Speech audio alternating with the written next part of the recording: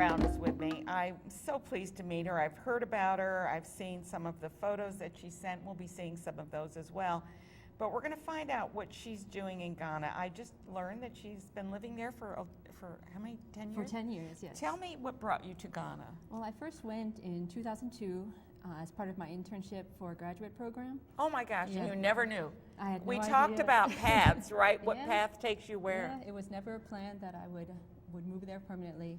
But I spent 6 months there. I was studying photography, so I was working with a nonprofit organization, taking photographs for them. I came back to the U.S., and in 2005, I went for a year, and that continued for 2 years, 3 years. And here I am now. And I'm sure your family misses you, but you are a gift to Ghana. Oh, well. Tell me, first of all, you're working with schools, and you're having a fundraiser as well, and we'll be Yes, talking about yes. that. But you're looking to raise funds to help the kids in Yes. Ghana. Now, I know that in most, I don't want to say third world countries, but I mean, I guess we have to use that term to get the picture of what it is. People with disabilities are not always cared for the way they should be. Yes. Could I say that properly? Yes. Okay, because yes. we haven't talked before, so Right. tell us about what brought you to that experience. Okay, well, after working in Ghana for several years and developing programs for vulnerable children, we realized children with disabilities were hidden away. We would go to people's homes and see them locked in the rooms, and many I've of them. heard this about Central America as well. Yeah, it's a very Yeah. big problem, and when you're trying to promote inclusion, having somebody who is 50 years old who spent all her time in a house, never really socializing or going out. Well, there were no services. So Exactly. If you have a service, then you say, okay, I can bring them there, and then Right. they'll learn this, or they'll Right. meet other people. But in those areas, in many areas, the only thing the family knows what to do is to Yes. put them away. Yeah, so that's one reason we really started developing programs to solve some of those problems. We work with both government officials, with parents of children with disabilities, with community leaders, to talk about inclusion, to talk about the causes of disabilities and how to include them in society. So we work a lot with schools, with hospitals, and try to develop early intervention programs for children. And how receptive are they? Well, at first... And we're showing photos as we speak. Wonderful. Well, there's so much of a stigma attached to I children know, with disabilities. yeah. So And there's blame, like, oh, it Yes. must be she drank Exactly. something or talked to somebody or Yes. didn't, and that's what caused it. right? exactly, and so it takes a lot of education, and it will take a long time to really see a lot of change. But we've been able to achieve a lot in the years that we've been there, and we've seen many of the children we work with go to school. We've been working with the Ghana Education Service to develop programs for the children in the classroom, training teachers on inclusive education. So we've seen a lot of progress over the years, but there's still a lot of work that needs to be done. And so what you're trying to do with your organization, Kekeli, Yes. Ghana, Kekeli Incorporated, is to fund, to try and fund some of these programs. Yes. In order to do that, you have to raise the money. Right. So in raising the money, what are you doing to try and raise some money? I know that you've got something going on in Del Mar. Yes, well, we are planning a fundraiser on October 23rd at the Del Mar Reformed Church.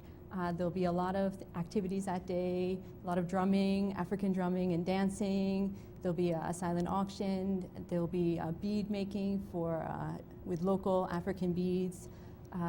There'll be a lot of different activities. I'll also be presenting on our work and some of the children that we work with, so you can learn more. So that will be at the Del Mar Reformed Church on October 23rd from 2 to 5. We suggest a donation at the door of $5 per person. So minimal, they Or should. yes, or Kick $10 it up a for. little. Yeah. Well, we hope with all the Yeah. other activities, you'll be encouraged to Make some contribute more. donation. Yeah. Is this an activity or a fundraiser that you would bring your kids to? Yes, there'll be a lot of activities for kids. I mean, the drumming and the dancing will definitely involve the children in that. There'll be an opportunity for the children to also play some of the African instruments, which will be wonderful for them. So we definitely encourage families to come. Are you in the process, or I know a number of times you hear of people that are collecting items that would help the disabled. Is that anything that you do, or do you just do it through fundraising? We do mostly through fundraising. We do, if people have items that they want to donate, we do want to, look at them and see if it's something that is really needed in Ghana. Sometimes shipping items over can be a Unless challenge. you can put them in your suitcase, right? Yeah. So we are open to it, but it really has to be a need that we have. I know that we have a gentleman that comes on our show, and he is raising awareness in Malawi of women with the women conditions there, that women are so disregarded there. And he's doing it through sports, so he gets containers that he gets filled and then ships there. So there are ways of getting those there, but I think a lot of times when you collect money, the money then goes into their local economy, and that's more important sometimes than anything else. And the money we raise does go into advocacy programs. It does pay for children with disabilities to pay for their school fees, to pay for tutoring programs for them so they can get the extra support that they need. Pays for teacher training programs. I was going to say, do they have special ed teachers there? They do. It's fairly new. I mean there aren't many, but they do have special education teachers and officers that have been working in the communities, and we have been collaborating with them to develop programs for the children. And we really hope that will help with sustainability of the project. How is and I know this is probably a sensitive question to ask, and you didn't know I was going to ask it, but what is the political atmosphere there? I mean, feel secure? Or? Oh yes, Ghana is a very safe country. We've had very good elections for many years, so it's very important safe. for people to know that this is not just going to be wasted. It's really going into the economy and into the societal. How are parents accepting this? Oh, parents are open to it, and we've done a lot of training with parents. We form parent self-help groups to educate them on the needs of the children, and the parents we find really do love their children and want the best for their children. So any support that we can give them to ensure that the children will be able to be independent in the future, they're very open to. Right. So and then that means that they can probably get jobs. Yes. So it's not just keeping them in one. This starts out with keeping them isolated. I don't want to say in one room, but they're isolated from others because the parents may feel ashamed or whatever the societal boundaries are for them. This is what they know. This is all they know. Yes. Until you bring to them an awareness of what could be. Oh yes, and what can be. They're very happy to hear some of these things and to meet with other parents who are going through the same challenges and who can share their experiences. We found that to be the most rewarding part of the program is parents coming together and saying this worked for us, this didn't, and that we find really great friendships developing and parents meeting and discussing and learning from each other as well. Isn't that wonderful? So it's great. You must be, what you're doing is a calling. Oh yes. And it has to be so gratifying, and